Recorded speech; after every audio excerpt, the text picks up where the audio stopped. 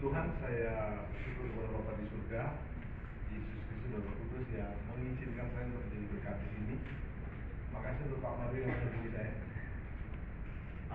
Saya akan sharing tentang gercep gerak cepat vs mager malas gerak. Salah satu kekalahan Indonesia melawan Jepang adalah pemain Indonesia malas gerak. Saya udah pengen aja terjun ke main. Saya biar pendeta, saya tetap dukung timnas. Yang dukung timnas angkat tangan. Yang enggak belum pindah ke Jepang. Tapi masih lumayan masuk road keempat.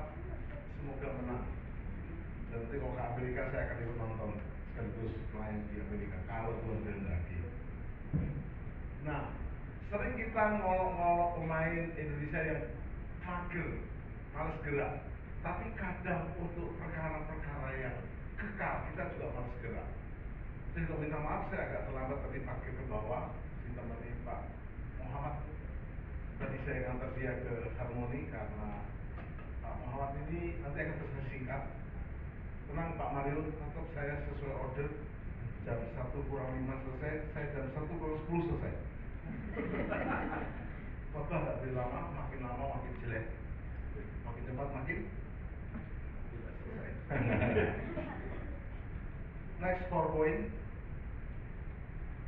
Murid yang gerak cepat atau murid yang mager. Next PowerPoint lagi. Jadi singkatan seperti itu. Next lagi. Kita selalu bersyukur kekristenan itu punya visi yang powerful karena kita akan menjadi seperti yang kita sembah. Visinya kita bacakan sama-sama. 2, 3. Menjadi seperti Yesus. Boleh lihat kiri kanan? Mirip Yesus atau Yudas? Ini senangnya Pak Mario karena pendeta tamu boleh sikat sana sikat sini. Habis ini saya pulang. Tapi ketahuilah Anda bangga. Kekristenan itu bukan religion saja, tapi religion. Teman-teman kita yang mualaf, mohon maaf, saya harus sebut namanya, mereka itu punya religion, tidak punya religion. Kekristenan bukan religion saja. Yesus mati di kayu salib bukan untuk religion saja, tapi untuk relation, hubungan. Anda harus punya hubungan makin dekat dengan Tuhan kita, dan dasarnya Anda akan jadi seperti yang Anda disembah yaitu Yesus. Next PowerPoint. Saya akan bicara Elia dan Elisa. Dan jangan kaget, Elisa itu seperti Anda, kaum profesi. Dia sedang di kantornya dia, di sawah ladang. Dan dia sedang bekerja keras dengan 6 pasang lembu. Dia bukan sekolah teologi, Anda aman. Anda kaum profesi. Saya nggak mau kita dibedakan. Oh, lu pendeta, gua pengusaha, gua profesi, gua pekerja. Enggak, kita sama. Di Alkitab tidak pernah ada kata pendeta. Yang ada hamba Tuhan atau hamba setan. Yang hamba setan angkat tangan? Enggak ada. Yang hamba Tuhan angkat tangan? Yang lainnya? Siapa? Kok belum? Sekali lagi. Yang hamba setan angkat tangan? Tidak ada hamba Tuhan angkat tangan? Khotbah berhasil. Beri tepuk tangan. Anda hamba Tuhan di kantor ini. Anda hamba Tuhan di profesi Anda. Dan saya sama yang main musik dia orang-orang profesi bagus sekali. Apa yang menarik? Elisa ini sedang kerja keras, 6 pasang lembu, dan dia ditanya oleh Elia yang akan naik ke surga. Dan Elia melempar jubahnya, dan dia gercep gerak cepat. Nanti saya akan buktikan ada 50 rombongan sekolah Nabi yang malas gerak. Next PowerPoint. Malas gerak itu bahasa Inggrisnya wait and see. Terus lagi kisahnya begini, baru Pak Muhammad bersaksi. Pada waktu itu mendekatlah rombongan Nabi yang sedang ada di Yeriko kepada Elisa serta berkata kepadanya, sudahkah engkau tahu bahwa pada hari ini Tuhanmu si Elia, Nabi Elia akan diambil dari Tuhan dan naik ke surga? Jawabnya, aku juga tahu. Diamlah. Next lagi boleh? Apa responnya? Nah, ini foto saya. Ini foto saya sebelum menikah dengan istri saya. Judul fotonya habis gelap. Terbitlah terang, tidak apa-apa. Kan ini kesaksian. Next lagi, lihat anak-anaknya. Saya selalu bawa, tadi Pak Mario tanya ke Ibu ya, Pak bawa istri, saya bawa fotonya. Kalau saya kemana-mana, membuktikan saya pria yang normal, tetap manusia yang biasa, belajar. Next lagi, ini setelah kita gede, anak saya Joseph sekarang lagi kuliah S3 teologi, seperti saya tertarik jadi pendeta. Joen, ahli psikolog, dia saya lagi skripsi. Saya rencananya pengen punya anak 5, tapi istri saya berkata, kalau mau anak 5, kamu aja yang hamil. Akhirnya saya mengalah, ya sudah 2, next lagi. Nah ini anaknya berikutnya, namanya Espresso. Kami punya anjing poodle. Saudara, ini kisah tersendiri sebelum Pak Muhammad. Saya itu waktu hidup itu susah, makan aja susah. Anak 8 bapak saya itu saya. Jadi gak mungkin pelihara anjing. Mau kita aja makan susah, gimana pelihara anjing? Nah, istri saya diberkati. Anjing mertua saya 8. Herder semua udah terserah. Jadi waktu saya datang ke rumah mertua itu anjing yang menyambut. Tapi karena cinta saya terus berjuang. Nah, begitu menikah, anjingnya istri saya namanya Dogi juga udah meninggal. Saya senang. Hanya cintanya kepada saya. Punya anak gede-gede deh. Saya punya permohonan, aku ini ulang tahun, boleh nggak dapat pudel dari adik saya punya anak pudel beranak. Saya bilang enggak deh, dibau. Ternyata pudel nggak bau. Ulang tahun berikutnya tolonglah please. Saya bilang oke. Saya nggak tega juga. Tapi pudel ini hanya di lantai 1, rumah saya lantai 2. Jadi hanya di bawah, nggak boleh naik. Anda tahu hari ini anjing itu namanya Kristus sudah masuk kamar saya. Saya kalau penyembahan baca jam 4, saya duduk di sebelah saya, nempel di paha saya. Saya penyembahan dia ikut. Itu karena kasih. You understand? Tapi dia tidak dulu dilanjut, tidak punya ranjang sendiri. Tapi maksud saya itu hubungan. Next PowerPoint. Nah, ini perbedaannya. Menggambarkan peristiwa ketika 50 orang dari rombongan Nabi itu mengikuti perjalanan Nabi Elia dan Elisa. Yang Elia mau naik ke surga, Elisa ikut terus, gerak cepat terus, ikut terus.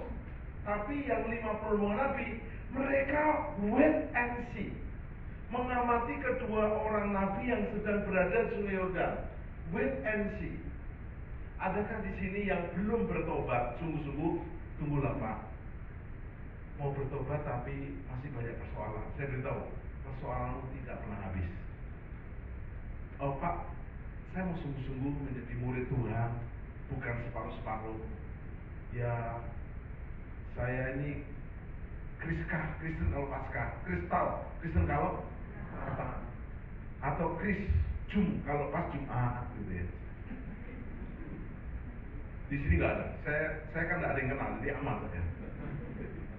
Tapi saya mau beritahu, jangan wait and see. Pak Muhammad belum lanjut, Pak Muhammad ini bagian dari korban. Ada mic lagi ya? Thank you. Pak Muhammad ini asli Sumatera Barat. Bukan Cina. Disangka orang banyak. Mukanya bukan Cina. Kalau saya istrinya Cina. Nah, Pak namanya kan Muhammad. Ya, Muhammad Ibrahim. Tenang, ini udah Cina, udah gembala sidang. Jadi kami punya cabang gereja Tuhan di Semarang, gembalanya dia udah aman. Tapi namanya masih Muhammad, KTP masih Kristen. Muhammad, KTP Muhammad. KTP Muhammad. Paspor Ya sama. Muhammad. Jadi ini Muhammad beneran. Tapi di KTP saya agamanya Kristen. Pekerjaan gembala sidang. Oke, Pak Muhammad. Pak kan namanya Muhammad. Kok gerak cepatnya akhir terima Yesus bagaimana? Ya itu karena kasih anugerah lah ya pasti ya. Tapi banyak dalam hidup saya tuh ketemu banyak pendeta misionaris.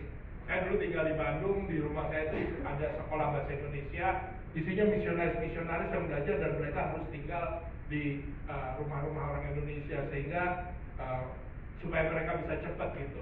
Mereka sekolah bahasa Indonesia 3 bulan bisa pergi ke tempat-tempat. Nah dari situ saya berkenalan, ada orang yang memberitakan kabar baik.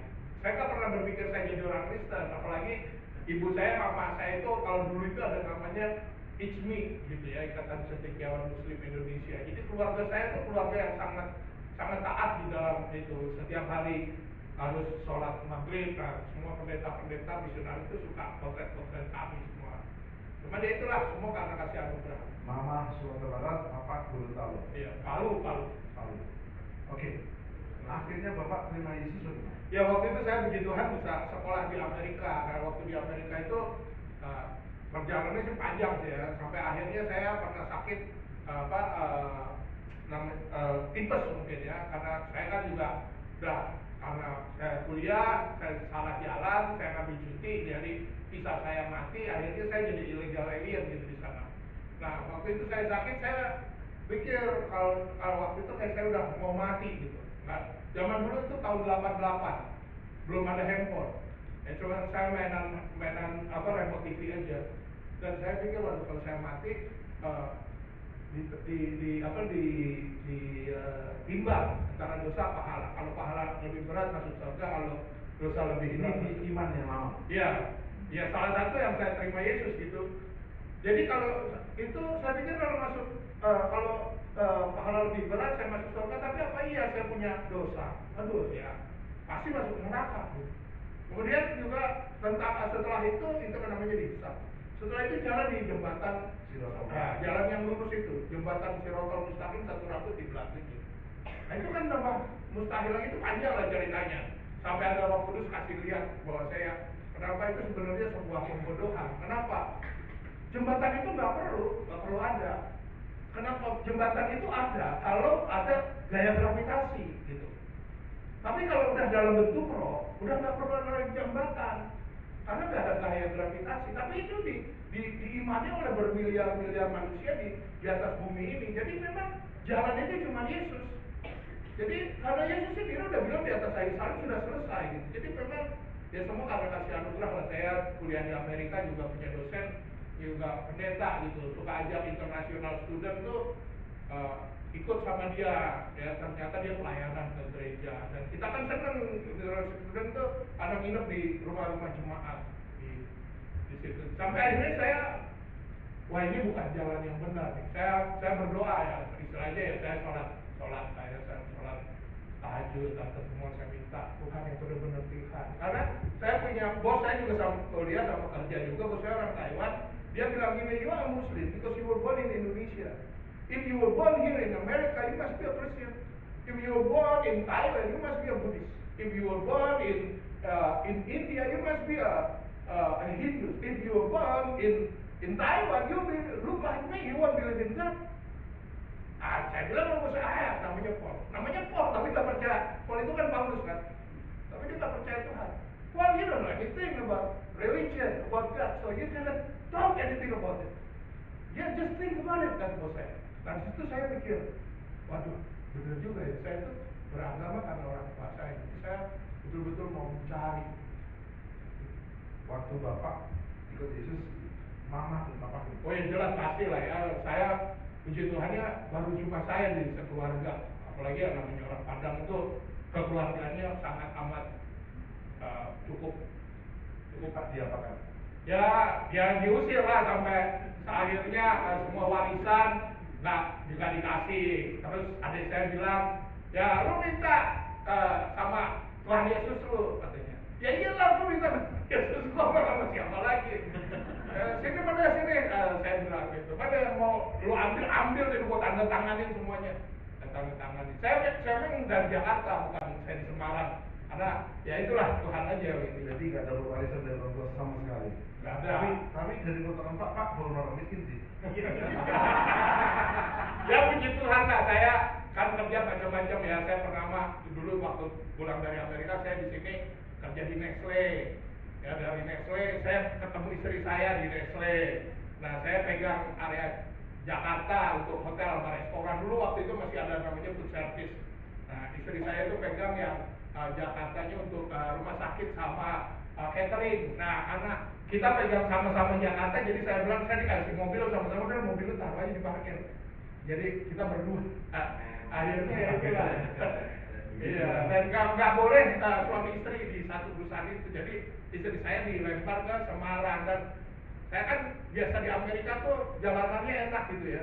Saya lihat apalagi kantor saya tuh di kawasan industri Pulau Kapung situ. Waduh itu kalau jam 5 dari ini udah bus ada orang mau pulang ke Bekasi. Akhirnya saya ngambil resign ke Semarang. Oke. Terus bikin bisnis, terus dibuka bisnis. Ya, akhirnya ya itulah saya usaha sih, belajar usaha. Memang saya pengen cita-cita pengen menjadi pengusaha gitu. Jadi saya kerja itu belajar manajemen dari Nestle.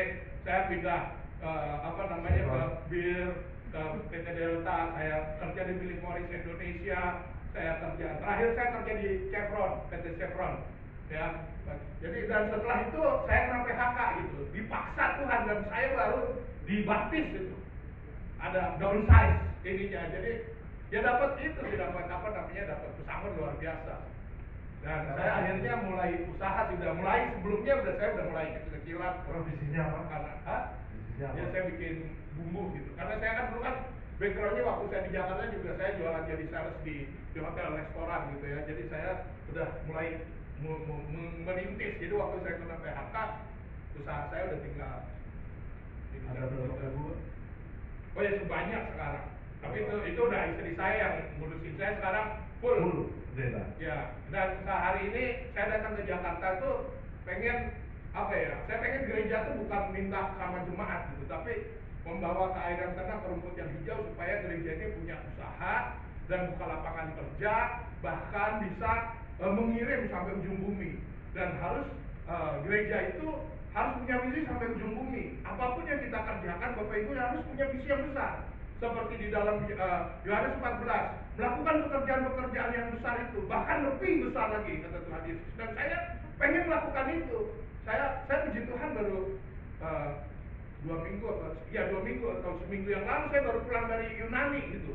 Saya pergi ke Pulau Patmos yang susah sekali untuk pergi ke sana, karena pulau itu memang dari situ saya banyak pewahyuan yang Tuhan saya harus begini. Saya udah pernah merintis di Baduy, dan sekarang saya lagi bikin lagi tim untuk ke sana. Ada banyak yang memang Tuhan kasih untuk saya lakukan sekarang. Jadi nggak bisa kita asik-asik, ya harus nggak bisa mager lah. Yes. Kita tuh dipakai Tuhan tuh untuk menjadi berkat. Saya kurang 12 menit, saya akan selesaikan. Nanti namanya sendiri aja. Biar kerja. Kemarin ke Amerika pertama kesaksian, terus saya lama-lama dia diundang, saya ditinggalin apa? Apa? Kemudian berhasil. Next PowerPoint, saya mau menyinggung saudara. Saya sedang ada yang bantu baca. Kakak bantu baca ya. Bisa baca Indonesia?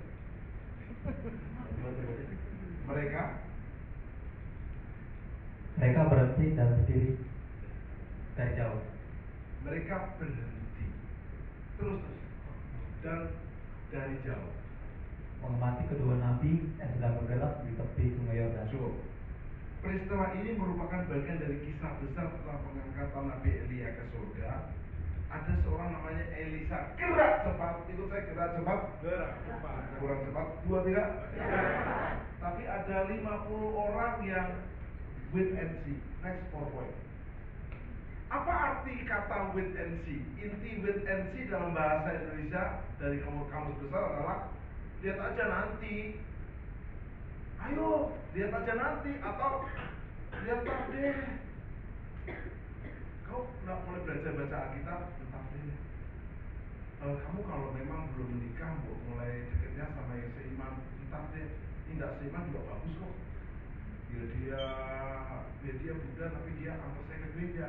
Ya sekarang setelah menikah beda lagi, serius. Dia Kando bilang begini, dia nikah sama Jamal Medan yang Islam. Jamal Medan orangnya bagus, tapi tetap tidak bahagia sempurna. Jangan contoh saya. Kamarnya bagus, berikutnya dikasih ini bisa. Jadi harus gerak cepat untuk cari yang seiman. Gerak cepat untuk kerja yang benar, rajin. Bahkan bos belum suruh udah usulan begini bos. Next point. Seorang pemimpin harus menyadari bahwa tanggung jawabnya bukan hanya untuk dirinya, tapi juga bagi orang lain. Next point. Berkatalah Elia kepada Elisa, baiklah tinggal di sini sebab Tuhan menyuruh aku ke Yordan. Yang warna merah kita baca sama-sama. 2, 3. Demi Tuhan yang hidup dan demi hidupmu sendiri, sesungguhnya aku. Ikut terus, gerak cepat, ikut terus. Next point. Gerak cepatnya seperti apa? Ikut panduan, ikut arahan. Orang yang gerak cepat itu menjadikan kesempitan sebagai kesempatan. Tapi orang yang malas gerak menjadikan kesempatan menjadi kesempitan. Coba lihat kiri kanan, mukanya sempat atau